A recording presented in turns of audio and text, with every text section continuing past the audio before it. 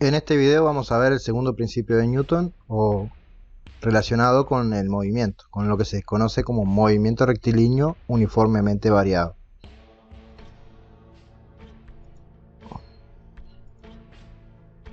Bien, vamos a partir de una situación para ver las gráficas x de t, b de t para este movimiento. Primero que aclaro, un movimiento rectilíneo uniformemente variado significa que es un movimiento en línea recta como lo va a hacer este auto. Y uniformemente variado significa que va cambiando su velocidad en forma constante o que su aceleración es constante.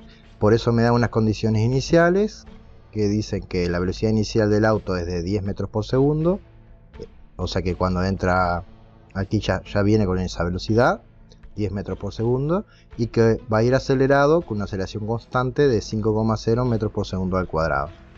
Si yo hago correr, veo que cada vez va más rápido ese auto. Y acá lo que se hacen son fotogramas del auto para distintos tiempos. De la observación, que acá lo que se hace es hacer una tabla, por ejemplo, tiempo 0, 1, 2, 3 y 4 segundos. Después las posiciones que va adquiriendo el auto, 0, 13, 30, 53 y 80 metros. Y la velocidad que va a pasar de 10 metros por segundo, 15, 20, 25 y 30 metros por segundo. Entonces, de la tabla y de la imagen se puede concluir que al avanzar el auto, por cada segundo transcurrido, cada vez se desplaza más. Si comparo los desplazamientos, cada vez es mayor. Y eso es un reflejo de un aumento de la velocidad, que va aumentando en forma constante. Bien, si voy a la gráfica velocidad en función del tiempo, que será la gráfica b de t, en el eje vertical va a estar la velocidad, en el eje horizontal va a estar el tiempo, y lo que tengo que graficar son los puntitos de 0, 0, 0, 10, 1, 15, 2, 20, 3, 25 y 4, 30. Si hago eso, esta gráfica me quedan los puntitos alineados en una recta inclinada. Esta es la gráfica velocidad en función del tiempo. Lo que me está diciendo que a medida que transcurre el tiempo va incrementándose o aumentando su velocidad en forma constante. Entonces puedo concluir que la gráfica para movimiento rectilíneo uniforme es una recta inclinada y la inclinación puede ser positiva o negativa. Acá está bien clarito como el esquema. Si yo veo que la inclinación es hacia arriba, me está indicando que la aceleración es positiva, o sea que el cuerpo está acelerado. Si la gráfica fuera horizontal, me estaría diciendo que la aceleración sería 0 y significaría que tiene movimiento rectilíneo uniforme, que no es el caso. Y si tuviera una inclinación hacia abajo, me estaría indicando una aceleración negativa o que el cuerpo se está frenando, está desacelerando. Cuando yo tengo una gráfica velocidad en función del tiempo, una de las cosas que se le puede hacer a una gráfica es calcular su pendiente, que se conoce como pendiente de la recta. Entonces, vamos a ver qué significado tiene la pendiente de la recta de esta gráfica. Repaso pendiente. Pendiente era variación vertical, que en este caso sería variación de velocidad, dividido la variación del eje horizontal, que en este caso es el tiempo. Y entonces si lo hago para un caso particular sería b final menos b inicial, que me daría la variación vertical, y delta t, t final menos t inicial, que me daría el cambio horizontal. Entonces elegí dos puntos, elegí el de 30, entonces acá va 30 metros por segundo arriba y abajo va en el eje horizontal 4. Menos menos en cada caso, y elegí el punto inicial, que tiene como coordenadas 0, 10, así que sería 30 menos 10 y 4 menos 0. Si hago esta cuenta me da 5 metros por segundo al cuadrado. Como 5,0 metros por segundo al cuadrado es la aceleración del movimiento, concluyo que si a mí me dan esta gráfica y quiero saber la aceleración, si no me la informaron, lo que hago es calcular la pendiente de esta gráfica. De la definición de aceleración, que es la variación de velocidad sobre variación del tiempo, y de la pendiente, surge una ecuación que se conoce como primera ecuación del movimiento rectilíneo uniformemente variado, que dice que la aceleración es v, la velocidad final, menos la velocidad inicial sobre la variación de tiempo. La escribo así porque es una forma más compacta para hacer despejes. Y lo que me pide el ejercicio, me va a pedir que aplique esta ecuación para que averigüe cuánto vale la velocidad de ese auto a los 3 segundos. Lo que queremos ver acá es que esta ecuación es capaz de predecir qué velocidad va a tener el auto conociendo la aceleración del movimiento, que era 5, la velocidad final es lo que quiero averiguar, la velocidad inicial es de los 10 metros por segundo que me daba al principio, la condición inicial, y el tiempo sería 3 segundos. Si yo despejo de acá, llegaría a que la velocidad es 25 metros por segundo. Entonces, A sería 5, B es lo que quiero averiguar, menos 10 que es la velocidad inicial, y 3 segundos sería el tiempo.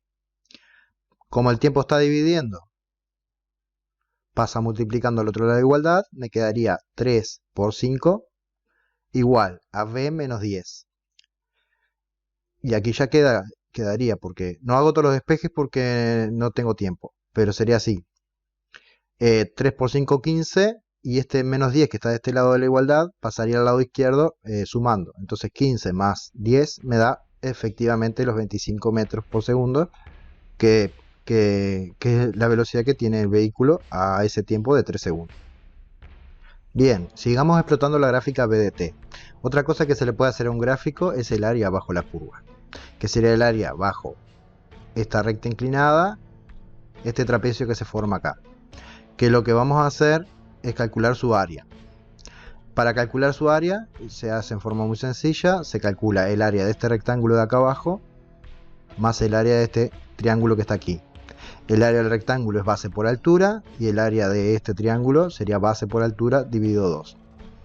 Escribiendo eso me quedaría que el área total de ese trapecio es el área del rectángulo de abajo más el área del triángulo de arriba, que dijimos que es base por altura por base, o base por altura, más altura por base dividido 2 del triángulo de arriba. Entonces sería que el área total es 10, que es la altura del rectángulo, por los 4 segundos que tiene abajo, 10 por 4, más el área del triángulo. El área del triángulo es 30 menos 10, que sería la altura, multiplicado por la base, que es 4, dividido 2. Si hago esta cuenta me quedaría 40 metros la primera cuenta y 40 metros la segunda cuenta. Concluyo que el resultado general o total del trapecio es de 80 metros. Como son 80 metros, la información que me da el área bajo este gráfico es cuánto se desplazó el vehículo en ese tiempo determinado para estas condiciones dadas. Es una forma de averiguar cuánto se desplaza el vehículo de un cuerpo que se mueve con movimiento rectilíneo uniformemente variado.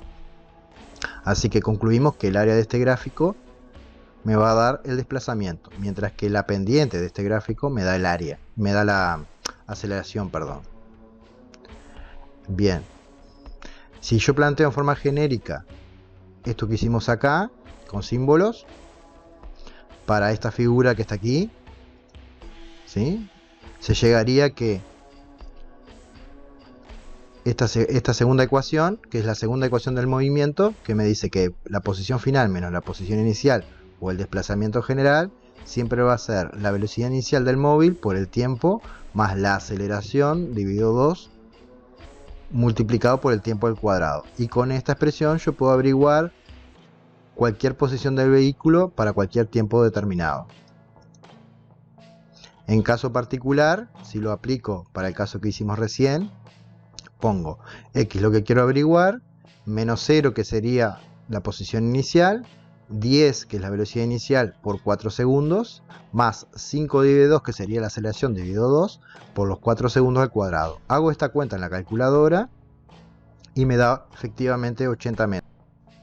Bien, para terminar con las gráficas de este movimiento, vamos a ver la gráfica x de t para movimiento rectilíneo uniformemente variado. Si ahora grafico los tiempos y la posición en lo que se conoce como gráfica x de t, o x o posición en función del tiempo, o sea que sería la primera fila y la segunda fila, me encuentro que no es una recta inclinada, sino que lo que es una parábola, ¿sí? Es curva. Bien, y acá la regla que se utiliza es la siguiente. Cuando la aceleración es positiva, esta parábola es sonriente o de concavidad positiva. Y si la aceleración fuera negativa, esa aceleración negativa va a hacer que la gráfica me quede una parábola con concavidad negativa. Bien, esta gráfica lo más probable es que no la tengamos que dibujar nosotros, porque como verán, cuando una función es curva es necesario obtener muchos puntos, pero sí lo contrario, o sea que me den la gráfica y yo me dé cuenta, por ejemplo, que si esta curva con concavidad positiva, la aceleración es positiva, y si es al revés, que es concavidad negativa, darme cuenta de ello. Bien, voy a plantear un ejercicio con la ecuación 2, que fue la que di en la presentación, en la diapositiva anterior, que me pide que averigüe qué posición ocupa el cuerpo a los 3 segundos. Si uso la ecuación, debería darme lo mismo que me dice la tabla y que me dice la gráfica. Vamos por la tabla.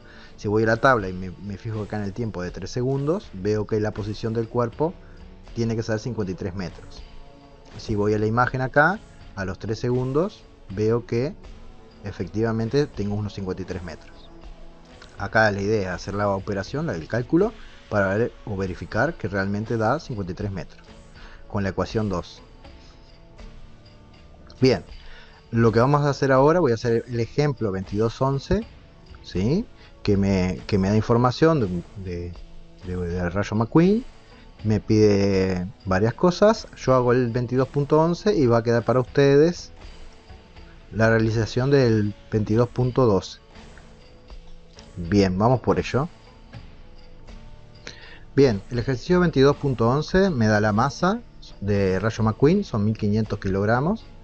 Me dice que tiene una velocidad de 20,0 metros por segundo durante 5 segundos, mantiene esa velocidad durante 5 segundos y que después tarda otros 4 segundos en llegar al reposo o a detenerse hasta el reposo.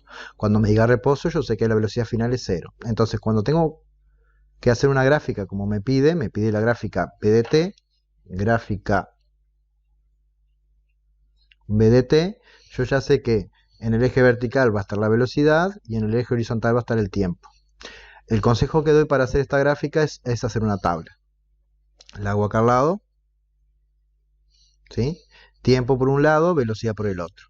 El tiempo inicial es 0 y por lo que me dice la letra tiene 20 metros por segundo.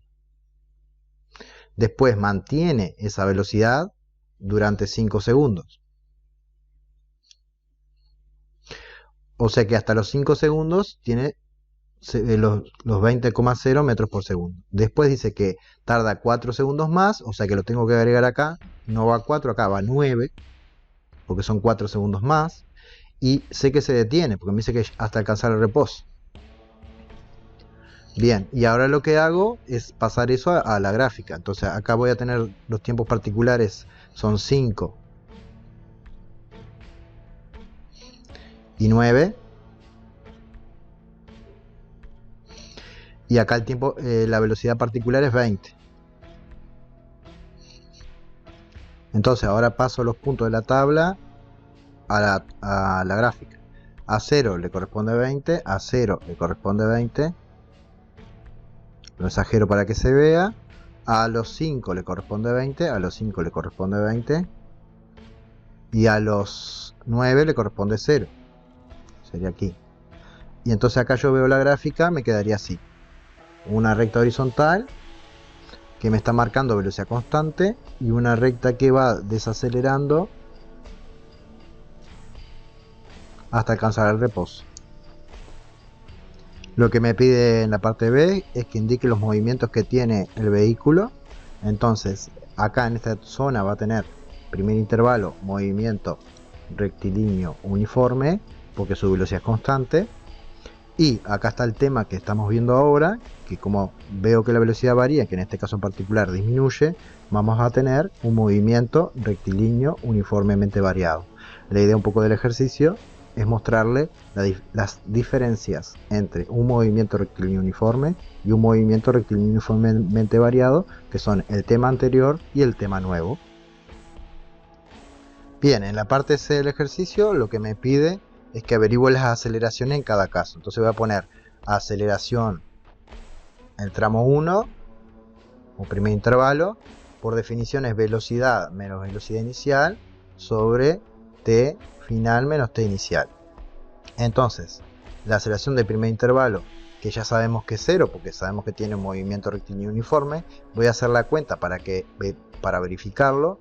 Entonces tenemos velocidad final y velocidad inicial serían 20 y 20, o sea que quedaría 20 menos 20 dividido 5 menos 0. Como la cuenta de arriba queda 20 menos 20, efectivamente esto da 0. Así que la aceleración del primer intervalo es efectivamente 0. Y todo coincide. La del segundo intervalo la hago aquí, intervalo 2. Aplico la misma ecuación, pero ojo con los datos del segundo intervalo. O sea que tengo una velocidad final de 0 y una velocidad inicial de 20. Acá me quedaría 0 menos 20. Y abajo me quedaría 9 menos 5.